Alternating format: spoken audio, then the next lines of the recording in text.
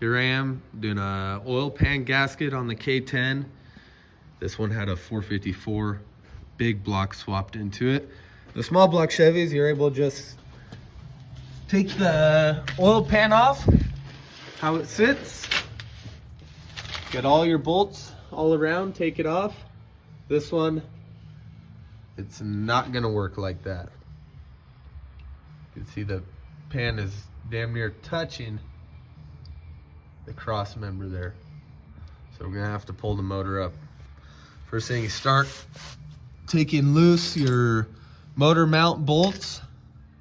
This one came out actually. I was able to pull it out, it was loose in there. They aren't hard to get to at all. One on each side. One there. And the other one is right there. You can see the loose exhaust is right there. So I'm draining the oil now. Got the motor mount bolts out. And then come in here, the cherry picker, because we're gonna have to pick it up. And right now I'm just gonna figure out how I wanna do this. I think I'm gonna try to find a bolt on either side of the front of the block, run a chain there, and just lift it up from the front. Transmission and everything. We only need to go up 1.5 to 2.5 inches. So I think I could leave everything plugged in, all my wiring, all my hoses, radiator hoses, you know, leave all the accessories on. I was able to run this tap all the way till it bottomed out, and you can just see all the rust, grease, and just crap that's on there. On the driver's side here, I'm gonna be picking it up from the head. There's this hole here. It was behind the power steering pump. I had to break the mounting bracket loose so I could slide out of the way. You can see right here. Ready to tap in there, got plenty of room. Put my chain, put a bolt through there. Then we'll start lifting and, you know, watch everything, make sure we don't pull any wires or vacuum lines or anything too far to where we rip or break them. I forgot to mention, but to pick the engine up, I was just using this bolt. This hole was already threaded. You saw me clean the threads with the tap, but this bolt was already in the side of the head here. We're chained up here. I lifted it just so I barely saw the engine move a little bit. So now I could come down here and pull this other motor mount bolt all the way out.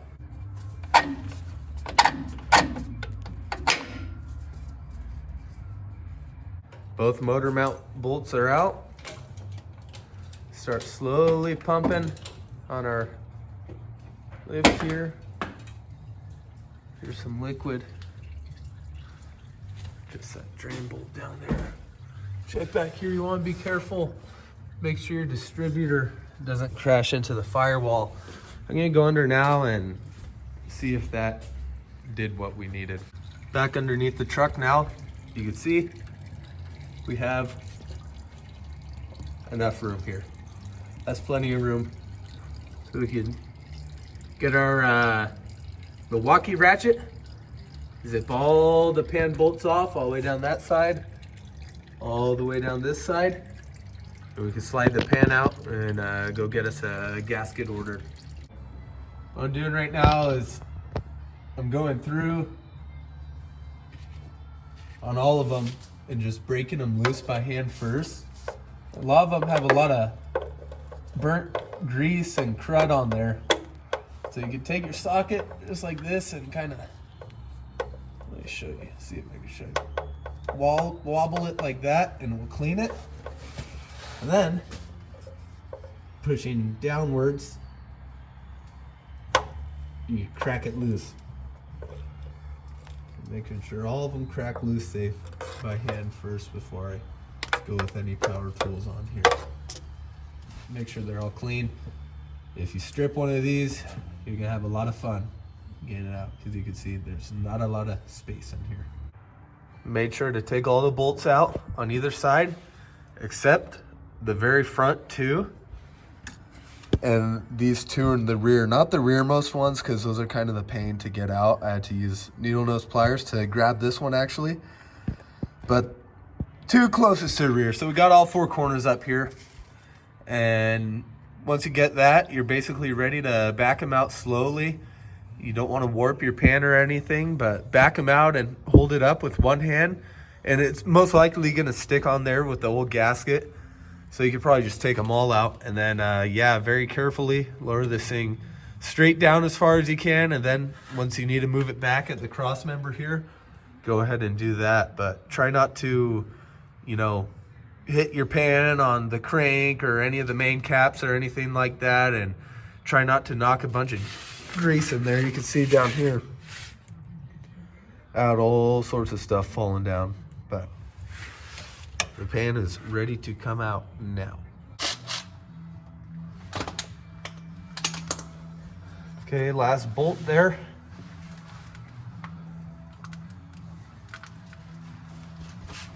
Sometimes they're a little stuck.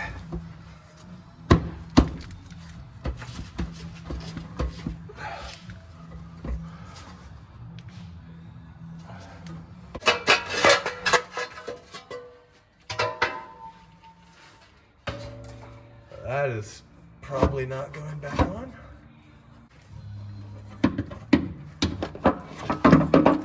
Okay. Once you get the pan off, you always want to make sure to clean it best you can. Outside, not as big of a deal, but inside you definitely want to make sure you hose it out with brake clean. Scrape all your gasket surfaces as best you can. These ones have the raised indent on here, so it's a little bit more difficult. You have to scrape them with a razor blade this way rather than just going the length of it. But yeah, just make sure, get really clean, get all your gasket material off in these corners right here. This one had one of the old school cork gaskets right there, the rubber on the ends. It's rubber, it's actually a 4-piece gasket. So pull the rubber off and all the cork around the outside of the mating surface and scratch it off with a razor blade or gasket scraper. This is my least favorite part here. Takes forever, but it's definitely mandatory.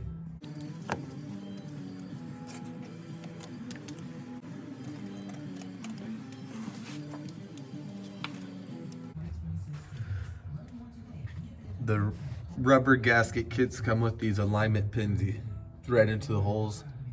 Don't do the very front or very rearmost ones, because those are the bolts you're going to start. So go one up from there. And you take gasket maker. This is a Permatex black. You cake it up in all the corners pretty good, because that's where it's going to leak, and then a little line on each hump, front and back. So I put the gasket in place using the provided locating pins, those blue things that kind of thread in there so they could hold it. But I'm not going to be able to slide the oil pan up in there with these two here.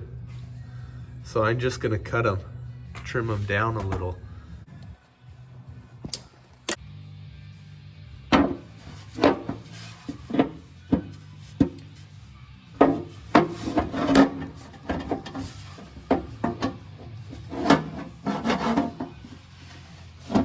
Bunch of dipstick.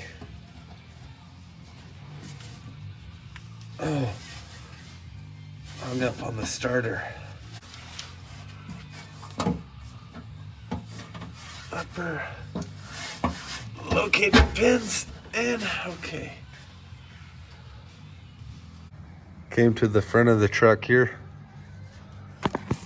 to get the first very front two started by hand.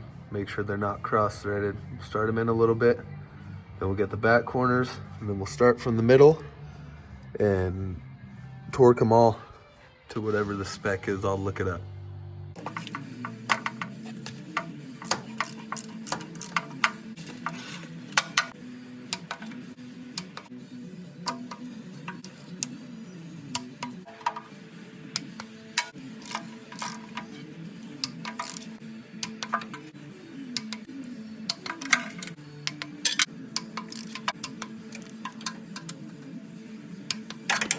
Okay, got everything torqued to spec. We're just gonna drop the engine back down home, and I'm pretty sure just slowly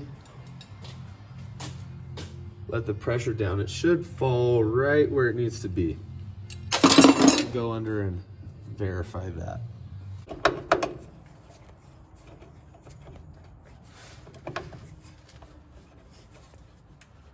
Yeah, so it's feeling like here, for the most part, it dropped right in where it needs to be. On the passenger side, let's see. Oh, wow, easy. Look at that. All the way to the end. Perfect, right where it needs to be. Well, we'll throw the nut on the other side of each one and tighten them down. I'm sure there's probably a torque spec for this.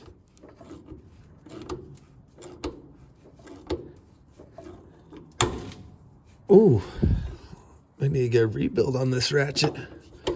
But for now, it's good enough for me.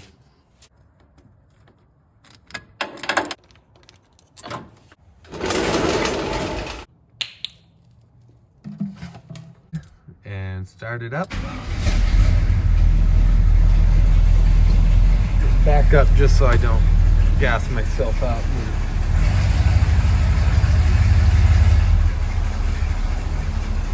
Okay. Seems to be running how it should. Go under and see what we got for leaks. As long as there's nothing major, which it's not looking like it right now.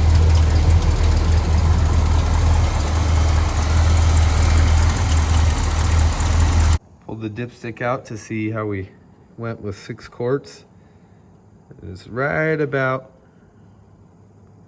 at the add 1 quart mark here.